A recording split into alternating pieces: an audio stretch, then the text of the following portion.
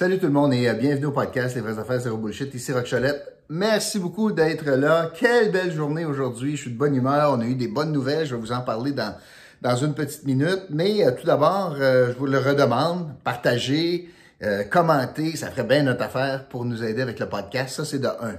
De deux, je vous reparle du concours. Je vous en parle tout de suite. On va fêter un an de podcast le 8 décembre prochain. Puis pour célébrer ça, durant tout le mois, 8 novembre au 8 décembre, on fait un concours où tout le monde gagne. En fait, les 1000 premières personnes à s'inscrire gagnent. Donc, faites-le. Vous inscrivez directement dans la description. Rien de compliqué. Puis on est rendu pas loin à 300 000 $ de prix à distribuer, de cadeaux à distribuer avec ce concours-là. Ça vous coûte rien. Puis je vous encourage à participer. Honnêtement, là, vous allez avoir pas mal de cadeaux provenant d'entreprises de l'Outaouais. Je veux donc vous parler des bonnes nouvelles. Hier, c'était le premier conseil municipal de ce nouveau conseil. Puis aujourd'hui, on a eu un comité exécutif et je veux revenir parce qu'à mon sens, il y a 5 bonnes nouvelles. Et que ça fait longtemps que je parle pas de ça, moi, de bonnes nouvelles à la ville de Gatineau. Puis, dans le fond, ce qu'on a vu hier, c'est que, ben oui, c'est possible. Yes, we can. Ça me faisait penser à Barack. Parce que autant qu'on était figé dans l'immobilisme avec Maxime Penneau-Jobin, puis c'était toujours compliqué, puis c'était toujours non, là, on voit que, ben, coudonc, les fenêtres s'ouvrent, puis il y a un vent de changement dans l'approche, dans la collégialité, mais surtout, là, 5 grandes décisions, puis je veux vous en parler. Première bonne décision, ça fait des années que je revendique ça, moi, à la ville de Gatineau. On a décidé de repousser l'étude du budget au mois de janvier. Bon, on en entend parler, hein? Vous entendez ça. Puis peut-être que ça ne vous affecte pas bien. Ben oui, c'est correct. Étudieront ça plus tard, 3 semaines de plus que... Non, un instant, je vais vous l'expliquer, OK? Je veux prendre le temps, 2 minutes de vous l'expliquer.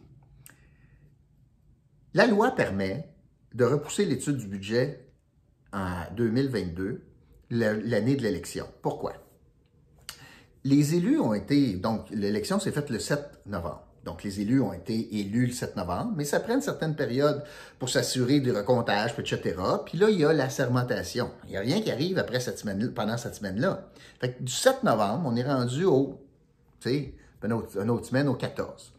Là, le 14 novembre, là, tu commences, tu trouves ton bureau, puis là, tu commences un peu à t'organiser, puis à voir comment ça va fonctionner. Là, on n'a pas donné de responsabilité pour les comités, etc.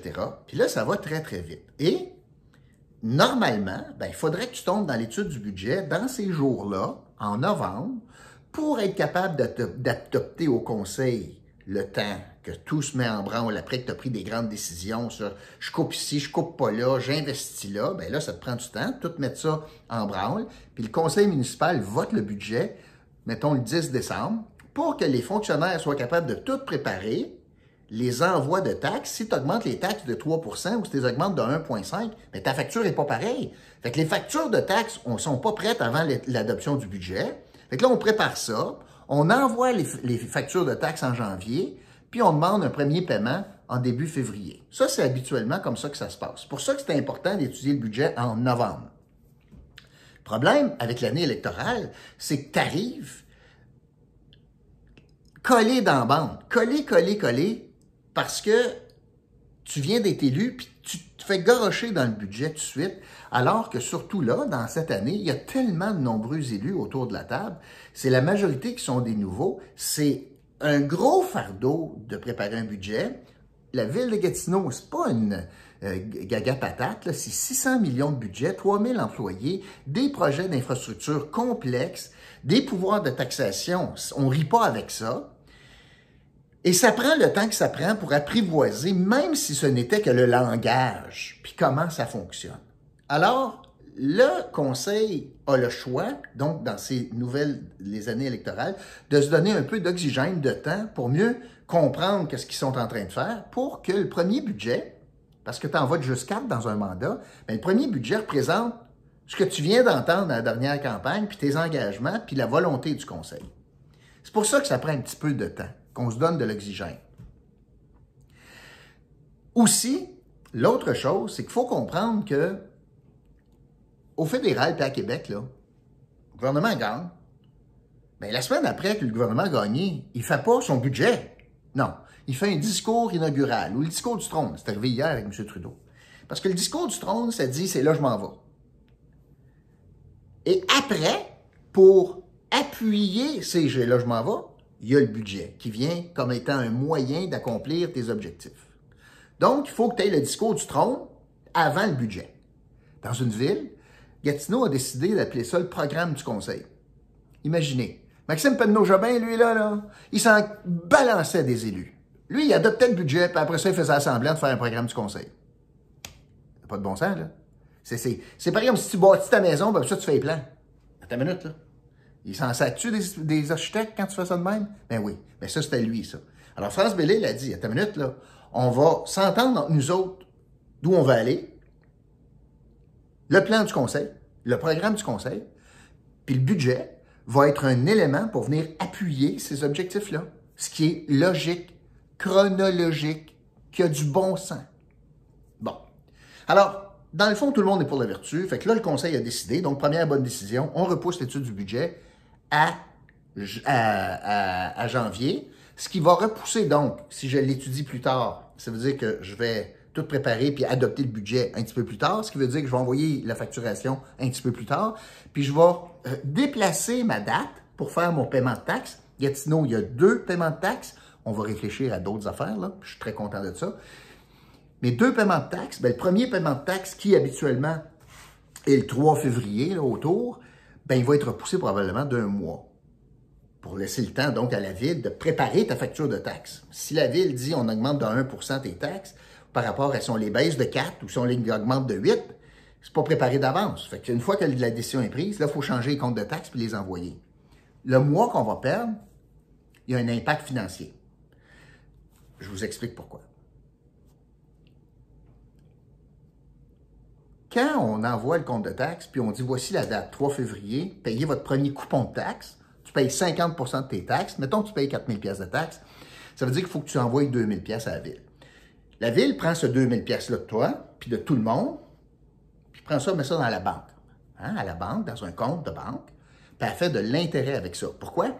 Parce qu'elle fait de l'argent avec ton argent. Parce que tu payes juste 2 fois pour des services étalés sur 12 mois. Fait que dans le fond, tu payes d'avance pour les premiers 6 mois de service. Fait que là, la Ville, elle prend 6 mois de revenus de toi, là, le 2 000 $, là, prends ça, mets ça dans la banque, puis après ça, elle va donner des services pendant 6 mois avec ton 2 000. Mais pendant ce temps-là, il fait des petits. On a mis 2 000, là, on enlève peut-être 1 000 $ après 2 mois, etc. Fait qu'il y a toujours un pot en banque où est-ce qu'on fait de l'intérêt. C'est à peu près 700 000 $. Fait que là, il y en a qui disent, bien là, ça nous coûte 700 000 $ faire cette politique-là. Moi, je n'embarque pas là-dedans. Je vous donne un exemple pourquoi.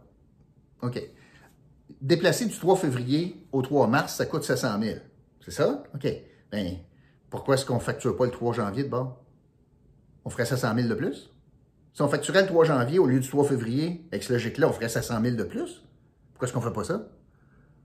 Pourquoi est-ce qu'on n'étudie pas le budget en octobre, à chaque année, pour être capable d'envoyer la facture avant Noël, puis que tout le monde l'aille pour le paiement soit le 3 janvier? On ferait 700 000 $ de plus.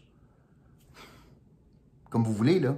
Fait que, pas vraiment de l'argent qu'on perd, là. On perd par rapport à la situation actuelle, mais si la Ville avait décidé que le premier coupon de taxe depuis des années était en juin, on aurait fait de l'argent en le mettant en mars. Alors, c'est fictif, d'une part. Deuxièmement, si ça permet d'avoir un meilleur budget puis de mieux jumeler les orientations du Conseil avec l'orientation budgétaire, tant mieux. Et ça permet que les élus aient mainmise sur 4 budgets sur 4 plutôt que 3 sur 4. Il y a beaucoup d'avantages. Alors, moi, je suis très content. C'est une très bonne première nouvelle pour la ville de Gatineau. Et il y a moyen de compenser ça sans piger ça dans la poche des citoyens. Par exemple, juste comme ça, là, on fait des prévisions budgétaires, notamment pour les permis de construction, puis les droits de mutation. Bien, à Gatineau, ça dépasse toujours de beaucoup les prévisions. Bon, mais c'était pas prévu. On a fait plus de droits de mutation. L'affaire est ketchup. Dans le fond, ça n'a pas coûté une scène. Première bonne nouvelle. Deuxième bonne nouvelle, et je tombe dans les nominations. Je parle de 3 nominations en particulier. Vous savez que l'exécutif s'est nommé. Très bien. Pas d'élu d'Action Gatineau. Louise Boudria, vice-présidente. Parfait. Donc, première nomination, mairesse suppléante, Louise Boudria. je veux vous dire que malheureusement, dans des villes, puis je l'ai vécu moi à la ville de Hull à l'époque, puis à Gatineau, ça a été de même aussi, le rôle de mairesse suppléante, ou de maire suppléant, c'est un rôle figuratif, qui est là pour « je ne me tente pas d'aller dans le souper de bine, vas-y à ma place ».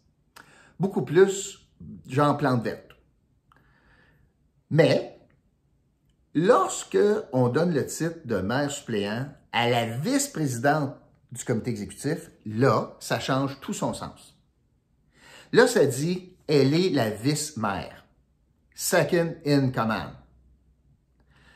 Ça veut dire que ça a des responsabilités liées à ça, mais du pouvoir relié à ça.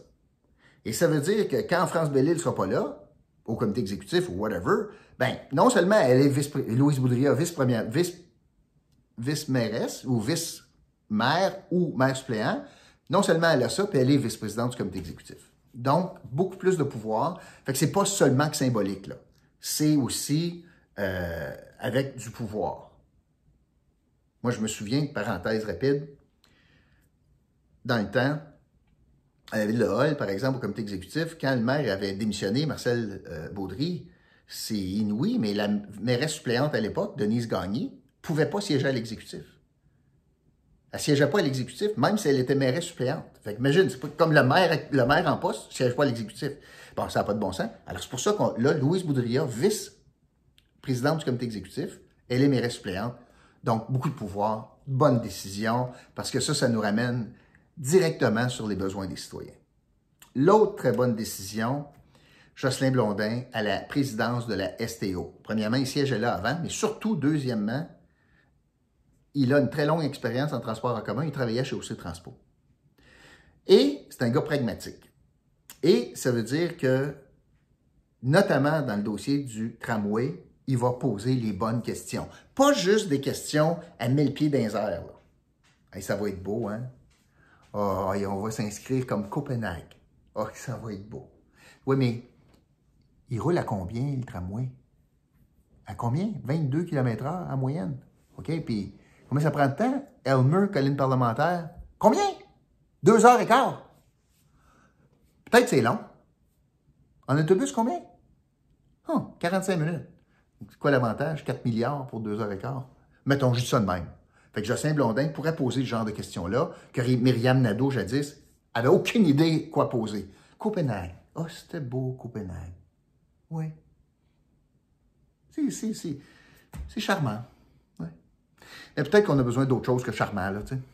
À STO, Jocelyn Blondin, ça va être extraordinaire. Ma surprise, au comité consultatif d'urbanisme, je connaissais un petit peu, je l'ai présidé pendant 6 ans, c'est comme bien important, ce comité-là, dans le sens où c'est les projets de construction. C'est, pour prendre l'expression des gens d'affaires, le bureau de vente de Gatineau. Tu sais, on crie qu'il y a une pénurie de logements abordables. Ben, c'est pas compliqué. C'est parce qu'il y a une pénurie de logements. Lâche le mot abordable. C'est vrai, là. Mais lâche-les le mot abordable, là, il y a une pénurie de logements. Ce qui fait qu'il y a beaucoup de demandes, il n'y a pas beaucoup d'offres. Qu'est-ce que ça fait, ça, en économie? Ça augmente les prix. C'est un cercle vicieux. Fait que la ville tarde à émettre des permis de construction parce que le service d'urbanisme est sclérosé, parce que tout est compliqué. Mario Aubé, moi je le connais, j'ai travaillé très longtemps avec lui, au 104.7, ben moi je pense qu'il va arriver avec un regard neuf, pas un idéologiste ou idéologue, il va arriver pratico-pratique en disant, OK, bon, c'est permis dans le règlement, go. Ça, c'est pas permis, go. Puis peut-être qu'on est capable de faire la différence entre quelqu'un qui se met en ligne pour bâtir une cabane dans le cours, puis quelqu'un qui veut bâtir un bloc de 40 étages sur le boulevard Maisonneuve, je sais pas, là, je dis n'importe quoi, là, tu sais. Fait que, moi, je pense que Mario Aubé, ça va avoir bien du bon sens. Bien du bon sens, là. Donc, ça, ce sont les 3 nominations. Mairesse suppléante, bonne nouvelle. Honnêtement, moi, je regarde le conseil. C'est comme si j'ai gagné à l'auto. France Bellil, la mairie, super. Louise Boudria, vice-présidente, exécutif, mairesse suppléante, super.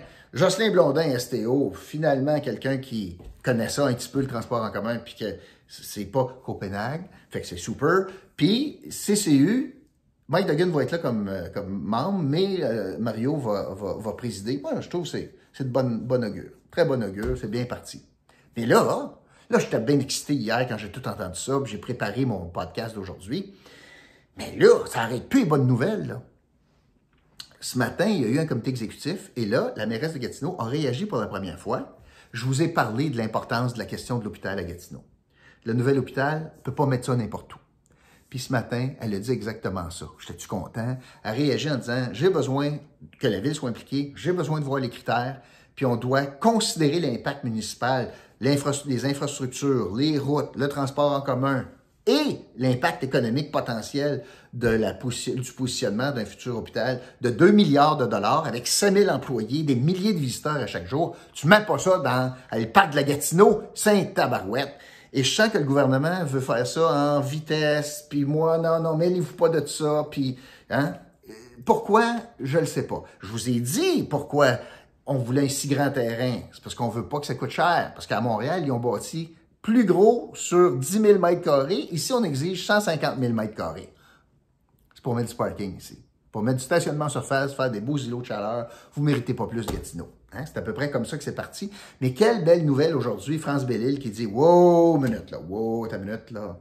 Des investissements de Québec de 2 milliards de dollars, j'ai pas ça à tous les jours. Il y a un impact majeur sur ma ville. Je peux-tu voir les critères que vous avez utilisés? Je peux-tu savoir où vous voulez mettre ça? Parce que ça va m'affecter beaucoup, moi comme ville, puis conséquemment, les citoyens également. Alors, écoute, ça va-tu bien? Je suis de bonne humeur. C'est le fun. Vive Gatineau. Écoute, ça a pris 2 semaines. Puis c'est comme du Febreze à Gatineau. C'est comme si on a mis des ventilateurs de Febreze. L'air nouveau, un vent de renouveau. Hey, c'est dans la joie et l'allégresse. Ça fait longtemps que vous m'avez pas vu sourire de même, hein? Maxime, qui encore? Eh boy, ça fait-tu changement? Hein? Fait qu'aujourd'hui, le mot intéressant, l'indice du jour, parce que aussi, je vous donne 100 pièces. Si vous inscrivez l'indice du jour, je vous donne 100 pièces dans un tirage dimanche. Je vais faire tirer, parmi ceux qui ont le bon indice aujourd'hui, je fais tirer 100 pièces grâce à Bruno, dimanche. Puis Febreze, Febreze, c'est ça, ça sent Febreze, écoute, à Gatineau, je suis de bonne humeur. Fait que ça va être ça mon indice du jour. Correct? Fait que je vous retrouve, merci d'avoir été là, Febreze.